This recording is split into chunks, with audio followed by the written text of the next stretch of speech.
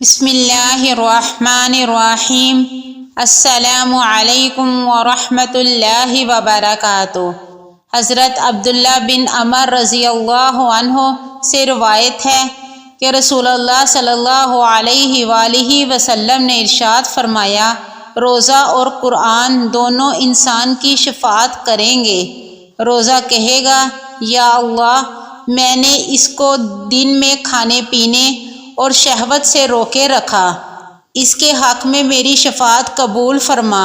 اور قرآن کہے گا، میں نے اس کو رات میں سونے سے روکے رکھا، اور ان دونوں کی شفاعت کو قبول کیا جائے گا۔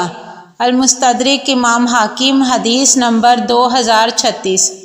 حضرت ابن عباس رضی اللہ عنہما فرماتے ہیں کہ رسول اللہ صلی اللہ علیہ وآلہ وسلم نے ارشاد فرمایا، وہ شخص جس کے سینے میں کچھ بھی قرآن نہ ہو، وہ اجڑے ہوئے گھر کی مانند ہے۔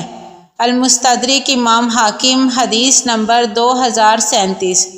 حضرت معاذ بن جبل رضی اللہ عنہ فرماتے ہیں کہ رسول اللہ صلی اللہ علیہ وآلہ وسلم نے ارشاد فرمایا، جو شخص بلند آواز سے قرآن کی تلاوت کرتا ہے، وہ اس شخص کی طرح ہے جو ظاہر صدقہ دیتا ہے، اور جو شخص آہستہ آواز سے تلاوت کرتا ہے، وہ اس آدمی کی طرح ہے جو چھپ کر صدقہ کرتا ہے۔